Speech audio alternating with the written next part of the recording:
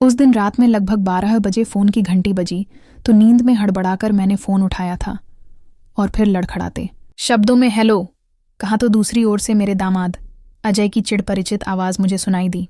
मैं अजय बोल रहा हूँ मम्मी जी। मेरी सबसे प्रिय सहेली मंजुला का बेटा अजय पहले मुझे आंटी कहकर बुलाता था, मगर जब से मेरी बेटी काव्या के साथ उसकी शादी हुई है वह मुझे मजाक में मम्मी जी कहकर बुलाता था। उस रात उसकी आवाज़ सुनकर मैं अनायास खुश हो गई थी और बोल पड़ी थी, हाँ बोलो बेटे, क्या क्या बात है? इतनी रात गए कैसे? फ़ोन किया? सब ठीक तो है ना?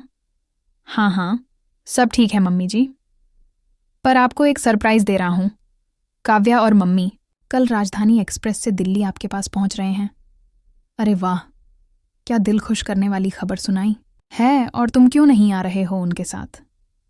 अरे मम्मी जी, आपको तो पता ही है कि मैं काम छोड़कर नहीं आ सकता, और इन दोनों का प्रोग्राम तो अचानक ही बन गया, तभी तो प्लेन से नहीं आ रही। मैं तो कल से आपका फ़ोन ट्राई कर रहा था मगर फ़ोन मिल ही नहीं रहा था, तभी तो आपको इतनी रात को तंग करना पड़ा। यह दोनों कल सुबह 10:15 बजे रेलवे स्टेशन पर उतरेंगे। अमित भैया को लेने के लिए भेज देना। हाँ हाँ अमित ज़रूर जाएगा, और वह नहीं जा सका तो उसके पापा आ जाएंगे, तुम चिंता मत करना। ये कहते हुए मैंने फ़ोन रख दिया था और खुशी से तुरंत अपने पति को जगाते हुए उन्हें काव्या के आने की खबर सुना दी। गुड़िया आ रही है, ये तो बहुत अच्छी बात है, पर उसके साथ तुम्हारी वह नकरीली सहेली क्यों आ रही है? हमेशा की तरह उन्होंने मंजुला से नाराज़गी जताते हुए मजाक में कहा, अरे उसका एक और बेटा भी तो यहाँ दिल्ली में ही रहता है, उससे मिलने का जी भी तो करता होगा उसका। काव्या को यहाँ पहुंचाकर मंजुला कल चली जाएगी अपने बेटे के पास। मंजुला को शुरू से ही जाने क्यों मेरे पति पसंद नहीं करते थे, जबकि वह मेरी सबसे प्रिय सहेली थी।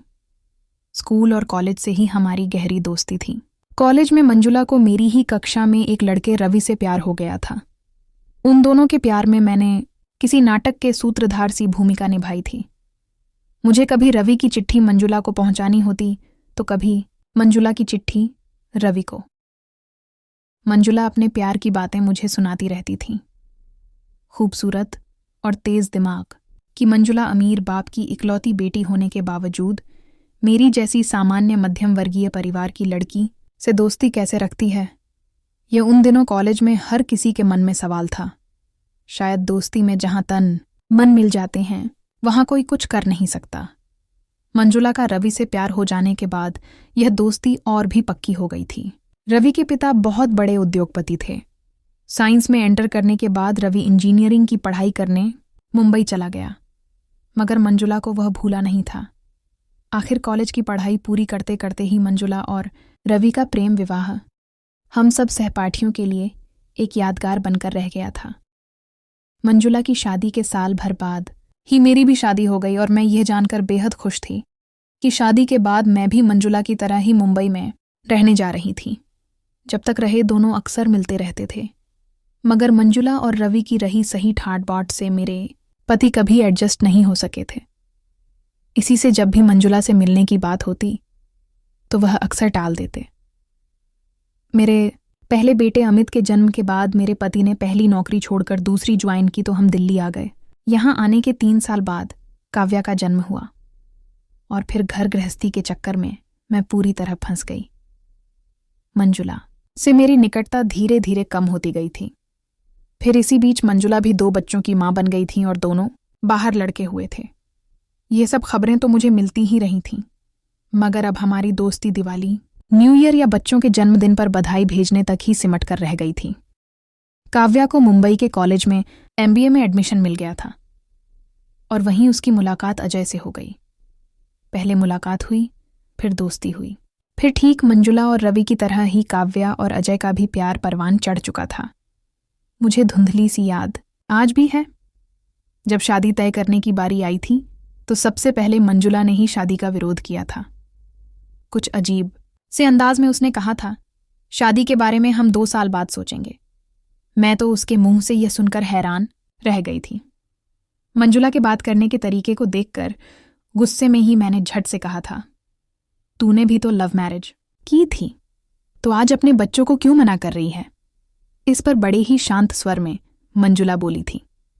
तभी तो मुझे पता है कि लव और मैरिज ये दो अलग अलग चीजें होती हैं। ये दर्शन शास्त्र की बातें मत झाड़। तू सच सच बता, क्या तुझे काव्या पसंद नहीं, या फिर हमारे परिवारों की आर्थिक समानता ना होने के लिए तू मना कर रही है? नहीं नहीं, ऐसी कोई बात नहीं है। दरअसल मैं शादी का विरोध नहीं कर रही हूं। मैं तो सिर्फ ये कह रही हूं कि शादी 2 साल बाद करेंगे। लेकिन क्यों? मंजुला, अजय तो अब अच्छा खासा कमा रहा है और काव्या की पढ़ाई भी खत्म हो चुकी है। फिर अब बेकार में 2 साल रुकने की क्या जरूरत है? ये मैं तुम्हें आज नहीं बता सकती और पता नहीं कभी बता भी पाऊंगी कि नहीं। हम सब तो चुप हो गए थे, लेकिन अजय और काव्या दोनों ठहरे आज के आधुनिक विचारों के बच्चे। वे दोनों कहाँ समझने वाले थे। उन दोनों ने अचानक एक दिन कोर्ट में जाकर शादी कर ली थी और हम सबको हैरान कर दिया था। मंजुला और रवि ने हालात को समझते हुए एक भव्य 5 स्टार होटल में शादी की जोरदार पार्टी दी थी और फिर सब कुछ ठीक ठाक हो गया था। काव्या की शादी को साल भर हो चुका था। इस दौरान वह और अजय अक्सर दिल्ली मेरे यहाँ आया करते थे, मगर मंजुला पहली बार मेरे यहाँ बता और समधन आ रही थी। इसीलिए भी मैं मन ही मन बहुत खुश हो रही थी। मुझ में बहुत सी पुरानी यादें उमड़ती जा रही थीं और उन मीठी सुनहरी यादों की डोर मुझे कभी बचपन में तो कभी जवानी में ले जाकर मायके पहुंचा रही थी। ठीक 11 बजे अमित काव्या और मंजुला को घर ले आया। कार से उतरते हुए मैंने उन दोनों को देखा तो काव्या सिर्फ एक बैग लेकर आई थी, मगर मंजुला तो 3-4 बैग के साथ आई थी। बैगों को देखकर, मेरे चेहरे पर आए अजीबोगरीब भाव को देखकर कुछ छेप कर मंजुला बोली, मेरा सामान बहुत ज्यादा है ना। दरअसल अब मैं दिल्ली में अपने बेटे राकेश के पास रहने के इरादे से आई हूं। मेरा सामान यहीं बाहर ही रहने दो। अभी थोड़ी देर में राकेश आ जाएगा तो मैं उसके साथ चली जाऊंगी। मेरी प्यारी समधन जी, आप हमारे घर अपनी इच्छा से आई है, मगर जाएंगी हमारी इच्छा से, समझी? अब ज्यादा नखरे मत दिखाओ और चुपचाप अंदर चलो। मैंने मंजुला से मजाक करते हुए कहा था, तो मेरे बोलने के अंदाज से वह बहुत खुश हो गई और मेरे गले लगकर पहले की तरह हंसने बोलने लगी थी। खाना खा लेने के बाद हम सब कुछ देर तक गपशप करते रहे। काव्या अपने पापा से अपने काम की बात करती जा रही थी। काव्या की बातों से प्रभावित होकर अमित भी अपनी छोटी बहन से सवाल पर सवाल पूछता जा रहा था। कुछ देर तक उन तीनों की बातें सुन लेने के बाद मैं मंजुला को लेकर अपने कमरे में चली गई थी। कमरे में जाकर हम दोनों जब पलंग पर लेट गए तो मैंने सोचा कि हम दोनों एक साथ होते ही पहले की तरह अनगिनत बातें शुरू कर देंगे और बातें करने को समय कम पड़ जाएगा। लेकिन ऐसा नहीं हुआ था। क्या उम्र के तकाजे ने या बदलते रिश्ते ने हमारे होंठ सिल दिए थे? मैं सोचने लगी कि मंजुला बड़े धीरे, गंभीर और संयत स्वर में अचानक बोली थी, मैं तलाक ले रही हूं रीता। क्या कहते हुए मैं पलंग पर उठकर बैठ गई थी। हाँ रीता, यह सच है। तुम्हें कहीं बाहर से खबर मिले और फिर तुम लोग परेशान हो जाओ, इससे अच्छा है कि मैं ही बता दे रही हूं। इसीलिए पहले मैंने काव्या और अजय की शादी 2 साल बाद करने की बात कही थी। सोचती थी कि बेटी की शादी के बाद यह सब अच्छा नहीं लगेगा, लेकिन अब मुझसे सहा नहीं जा रहा। अब मैंने अपना मन पक्का कर लिया है। लेकिन इतने सालों बाद ये फैसला क्यों मंजुला? वैसे तो बहुत लंबी कहानी है, मगर जिस किसी को सुनाऊं उसे तो ये बहुत ही छोटी सी बात लगती है। कोई क्या जाने कि कभी कभी छोटी सी बात ही दिल में बवंडर बनकर समूचे जीवन को तहस नहस कर देती है। तुम तो जानती ही हो, रवि मुझसे बेहद प्यार करता था।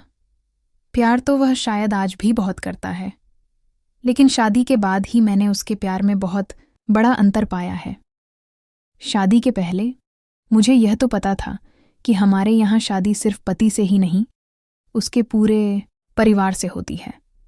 लेकिन रवि से शादी करने के बाद मुझे लगा कि मेरी शादी रवि के परिवार से नहीं, उसके परिवार की अजीबोगरीब अमीरी से हुई है। शादी के बाद मुझे यह भी पता चला कि अमीरों की भी अलग अलग जातियां होती हैं। रवि के पिता बड़े अमीर थे, जो अपने दोनों बेटों के साथ अपने उद्योग को और बढ़ाना चाहते थे। रवि की मां का बहुत पहले ही देहांत हो चुका था। घर में हम सिर्फ 4 लोग थे, रवि के पिता, रवि का छोटा भाई विशाल, रवि और मैं। घर के इन 4 लोगों में से मेरी बातचीत सिर्फ रवि से होती थी। रवि के पिता ने कभी भी मुझसे आमने सामने होकर बात नहीं की थी। जब भी कुछ कहना होता तो रवि से कह देते कि बहू से कहो विशाल मेरा, गला साफ करने की आवाज़। छोटा देवर रवि से सिर्फ 2 साल छोटा था। वह स्वभाव से बेहद शर्मीला था। शुरू में मैंने उससे दोस्ती करने के लिए हंसी जाक करने की कोशिश की तो एक दिन रवि ने बड़े गंभीर अंदाज में मुझसे कहा था, तुम विशाल से यूं हंसी जाक ना किया करो, डैडी को अच्छा नहीं लगता। तुम्हारे डैडी को तो मैं ही अच्छी नहीं लगती। तभी तो वह सीधे मुंह मुझसे बात ही नहीं करते। जो कहना होता है मुझसे कहलवाने से बात करने को भी मना कर रहे हैं। मैंने गुस्से में तुनक कर कहा था। इस पर रवि का जो रौद्र रूप उस रात मैंने पहली बार देखा था वह आज तक भूल नहीं पाई हूं। अपने मजबूत हाथों से मुझे पलंग से उठाकर नीचे गिराते हुए एकदम ही राक्षसी अंदाज में रवि ने कहा था, इस घर में जो डैडी कहेंगे वही होगा।